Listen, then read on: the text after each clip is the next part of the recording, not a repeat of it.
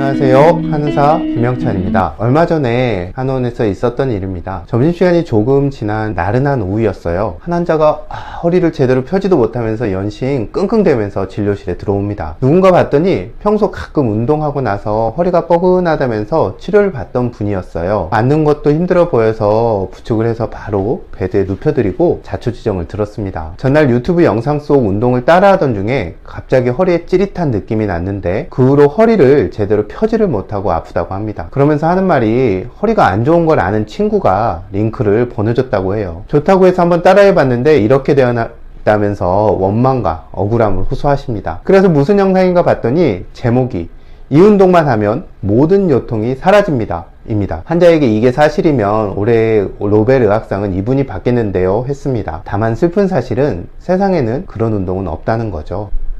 진료를 하면서 환자들에게 자주 당부하는 것이 있습니다. 바로 뭔가 특별한 한 가지 방법으로 건강해지는 건 불가능하다는 겁니다. 이와 함께 이것은 꼭 먹어야 한다, 이것은 꼭 해야 한다, 이것은 절대 먹거나 하면 안 된다, 이런 말은 한 귀로 듣고 한 귀로 흘리시라고 말합니다. 그래도 정 믿고 싶으면 그럴 수도 있다 정도로 받아들이면 좋겠습니다. 사람들은 각자 타고난 유전적 성향도 다르고 나이도 다르고 처한 환경과 생활 습관도 모두 다 다릅니다. 이런 변수들을 고려하지 않고 뭔가 한 가지만 하면 모든 문제가 해결된다고 말하는 것은 상식적으로 말이 되지 않죠. 물론 인간이라는 생물종에게 공통적으로 해당하는 것들은 있습니다.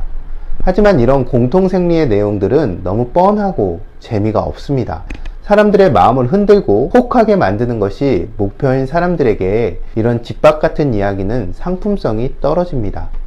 그러다 보니 갈수록 자극적이고 특별한 일부 경우에만 해당되는 이야기를 하게 됩니다.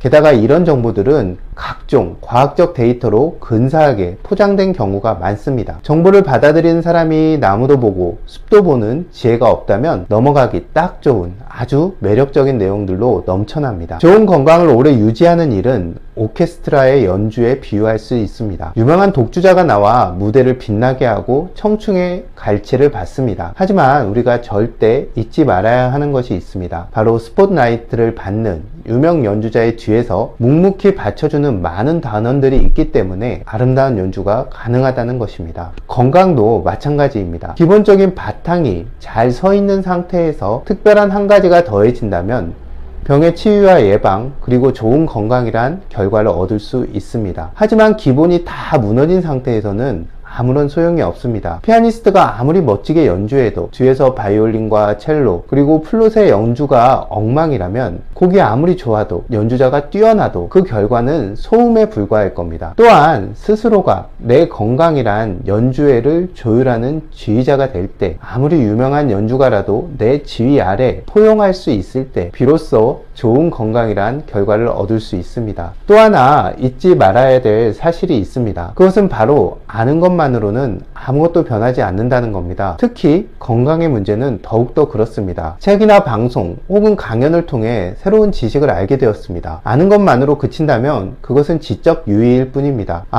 남들 앞에서 아는 척을 하는 효용감은 있을 수 있습니다. 하지만 그게 다입니다. 아는 것을 일상생활에서 실천해야 합니다. 그 과정에서 일어나는 현상을 경험해야 비로소 나에게 필요한 지식으로 바뀌고 건강에 변화가 일어납니다. 저는 이 과정을 지식이 시간과 경험을 거쳐 지혜가 되는 것이라고 설명합니다. 많이 아는 것은 중요합니다. 하지만 이것이 지혜가 되어 내게 필요한 것으로 변해야 합니다. 그렇지 않으면 알면 알수록 그것에 얽매이게 됩니다. 우리가 공부를 하는 것은 지식에 사로잡히기 위해서가 아니라 좀 더 자유롭고 건강해지기 위해서입니다. 다양한 건강법이나 건강식품이 한때 유행하다 사라지는 것은 그 효과가 없어지거나 거짓된 것이어서가 아닙니다. 일부 사람과 특정 상황에서만 효과가 있고 지속적으로 실천하기가 어렵거나 때론 해가 되고 알려진 것만큼 효과를 보기 어렵기 때문입니다. 하지만 관점을 달리하면 그런 것들이 꼭 필요한 때와 필요한 사람이 있다고도 할 수 있습니다. 언제 누구에게 왜 도움이 되는지를 제대로 알아야 합니다. 아마도 앞서 말한 허리가 다친 환자가 따라했던 운동법 또한